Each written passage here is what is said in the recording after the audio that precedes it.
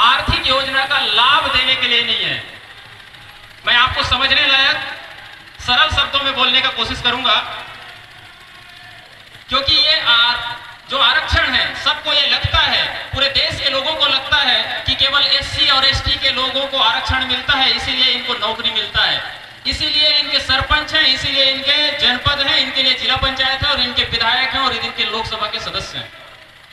मैं आपको बताना चाहता हूं इस मंच के माध्यम से, आरक्षण कोई आर्थिक लाभ पहुंचाने वाला स्कीम नहीं है। एससी और एसटी को आपके हर सार्वजनिक संस्थान में आपकी हिस्सेदारी तय करता है, आपकी भागीदारी तय करता है। ये आप कतई नहीं कह सकते कि ये ज्यादा पैसा वाला है तो इसको आप क्रीमी लेयर में ला दें और उसको आप हटा दें। ये एससी और एसटी में लागू नहीं होता। मैं माननीय सुप्रीम कोर्ट के उस जजमेंट को जो 1 तारीख को आया है, उसको आप यदि 556 पेज का आर्डर को आप देखेंगे तो एक अलग नजरिए से इस देश के तासीर को नापना चाहता है। मैं आपको सबको बताना चाहता हूं, आपको लगता होगा कि ये सुप्रीम कोर्ट का फैसला यूं ही आया, हो सकता है उसके पीछे के कई कारणों को आपको जानना पड़ेगा। इस देश की तासीर को नापा जा रहा है। जो देश के हुक्मरान हैं वो जानते हैं आपको किस तरीके से वो चलाना चाहते हैं। केवल आप एक भेड़ तंत्र के रूप में यहां आए हैं, केवल हम नारा लगा रहे हैं, हम नाराबाजी कर रहे हैं, आपको अपने हकों के बारे में नहीं पता। आपको ये पता होना चाहिए कि जो आरक्षण शब्द है वो आपकी हिस्सेदारी तय करता है।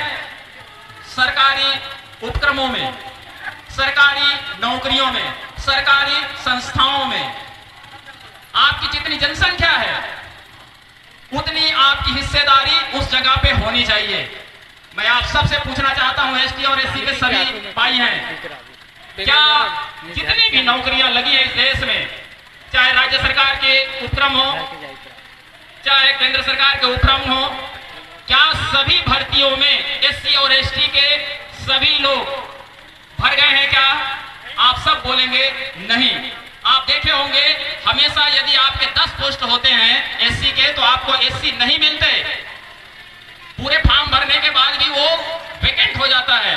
वैसे ही आप आदिवासी में देखेंगे, यदि छत्तीसगढ़ की बात करूं, यदि 32% यहाँ की जनसंख्या है आदिवासियों की, यदि वो कभी भी भर्ती होता है तो 32 लोग, 100 में से 32 लोग कभी भी फॉर्म नहीं भर पाते, फॉर्म भर भी लिए तो क्वालिफाइड नहीं हो पाते।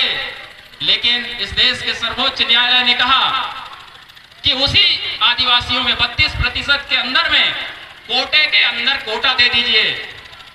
इसका मतलब आप लोगों को अपने ही घर में अपने ही भाइयों से लड़ने के लिए आगाह कर रहे हैं। ये फैसले को थोड़ा समझने का बात है।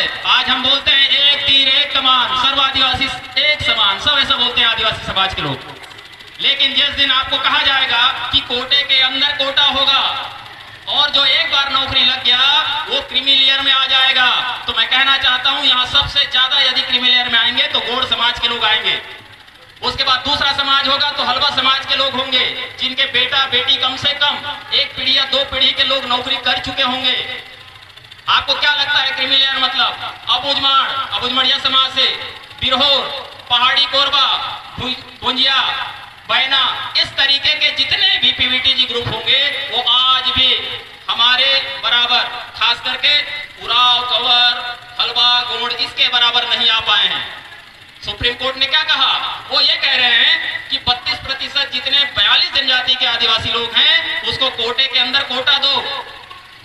इसका मतलब बैगा जनजाति को 1% अलग रखो, उनके लिए अबुझमाड़िया समाज के लिए अलग रखो।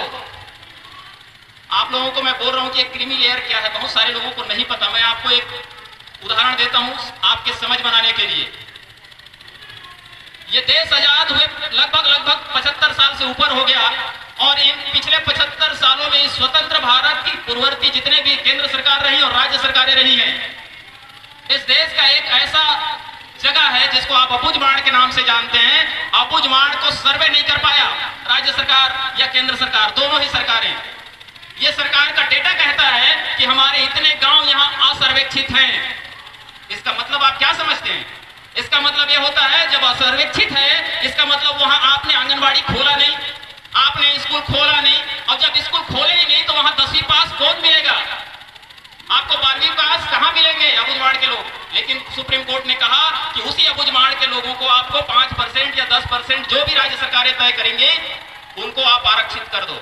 इसका मतलब आपको समझना चाहिए, जब हम 32% के लिए 42 लोग एलिजिबल नहीं है, योग्य नहीं है, और जब ऐसे कोटे के अंदर कोटा कर देंगे, इसका मतलब जो तारम जी बोल रहे थे कि वह स्वतः ही जो वैकेंट पोस्ट होगा वो जनरल कैटेगरी को चला जाएगा, जो अनरिजर्व है जिसको अनारक्षित बोलते हैं उस जगह में चला जाएगा, क्योंकि वो तो अबुझमड़िया समाज अभी भी पढ़ा लिखा नहीं है, तो वो क्वालिफाई नहीं कर पाएगा। कम से कम जो गौड़ समाज है, उरांव समाज है, हलवा समाज है, कमर समाज है, जो थोड़ा पढ़े लिखे लोग हैं, इस छत्तीसगढ़ की बात कर रहा हूं, उनके बेटे कम से कम 1 या 2 पीढ़ी के लोग नौकरी में हैं, वो कम से कम क्वालिफाइड करने लायक योग्यता रखते हैं। उन्हीं योग्यताधारियों को कहा जा रहा है कि आप क्रीमी लेयर में आएंगे। भाई ये बात मैं इसलिए कहता हूं कि ये क्रीमी लेयर आपको आर्थिक आधार पे तय नहीं कर सकता, संविधान इसकी इजाजत नहीं देता। माननीय सुप्रीम कोर्ट को अपने उन पन्नों पे एक बार देखना चाहिए। मैं सम्मान करता हूं इस देश के माननीय सुप्रीम कोर्ट को, लेकिन जब ऐसा टिप्पणी किया जाता है तो यह भी देखा जाना चाहिए उनको कि उसके पीछे क्या संवैधानिक प्रावधान है ऐसा टिप्पणी करने के लिए। मैं इस मंच के माध्यम से आप सबको बताना चाहता हूं कि एसटी और एससी का किसी भी तरीके से क्रीमी लेयर उनके ऊपर लागू नहीं हो सकता। ये सबको इस मंच के माध्यम से आपको बताना चाहता हूं। ओबीसी में क्रीमी लेयर इसलिए है क्योंकि उनकी जनसंख्या ही 52% है। क्या 52% के लोगों को 50 से ऊपर आरक्षण दे सकते हैं? तब आप बोलेंगे नहीं दे सकते। तो भाई छटनी करो। तो छटनी करने के लिए उनमें आर्थिक आधार पे लिया गया, जो कि आर्थिक आधार पे आपका तिरस्कार नहीं हुआ। एससी के लोग हमसे ज्यादा जानते हैं, उनको जाति के आधार पर तिरस्कार किया गया।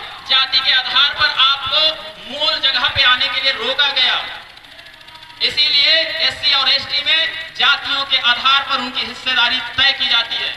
जब किसी को आप देखेंगे कि ओबीसी में क्रीमी लेयर क्यों लागू होता है, तो उसमें आप देखेंगे कि आर्थिक आधार पर लागू होता है।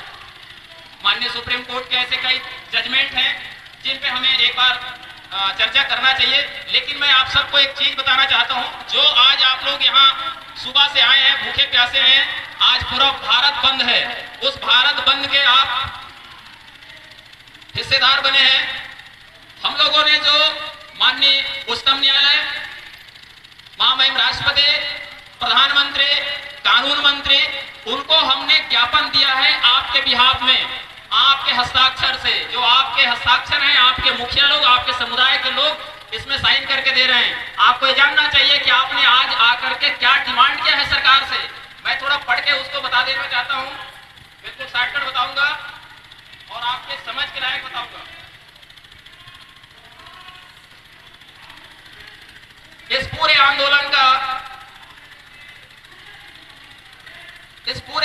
का पहला हमारा मांग है, पहला डिमांड है, पंजाब राज्य बनाम रविंदर सिंह मामले में आए निर्णय 1 अगस्त 2024 के फैसले को पलटते हुए केंद्र सरकार इस पे तत्काल अध्यादेश लाए, इसका कानूनी प्रावधान लाए।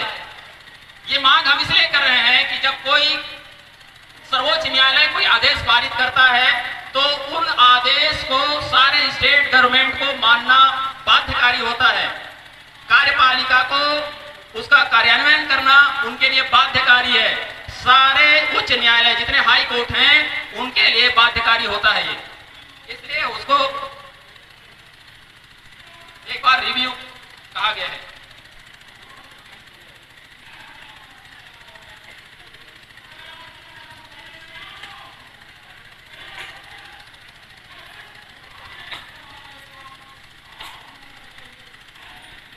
एक दूसरा मसला है, हमारे यहाँ बहुत सारे अधिकारी कर्मचारी इस मंच में आए हैं, इस आंदोलन में सम्मिलित हुए हैं। मैं उनको धन्यवाद देना चाहता हूँ इस एसटी-एससी मंच के माध्यम से, इस आंदोलन के माध्यम से।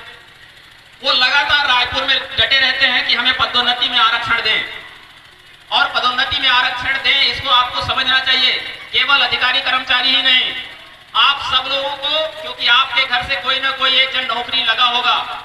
नौकरी नहीं लगे हैं तो आने वाले समय में आपके बेटे नौकरी लगेंगे।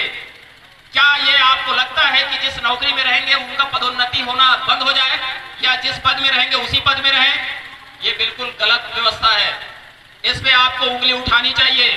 मैं इसलिए उंगली उठाने की बात कर रहा हूं क्योंकि जब आप व्यवस्थाओं पे उंगली उठाएंगे तब व्यवस्थाओं आपके अनुरूप चलना चालू करता है। हम व्यवस्थाओं के संग ढलने वाले लोग हैं, व्यवस्था जैसे चलते रहता है वैसे ही हम स्वीकार कर लेते हैं। आपको उंगली उठाना पड़ेगा उन व्यवस्थाओं पे। पदोन्नति के आरक्षण का दूसरा मसला है, इसमें केवल क्वांटिफाइबल डेटा इकट्ठा करें ऐसे करके स्टेट गवर्नमेंट को कहा गया। और चाहे हाई कोर्ट हो चाहे सुप्रीम कोर्ट हो, माननीय न्यायालय के आदेशों के अनुरूप सारे स्टेट गवर्नमेंट अपना काम करती है।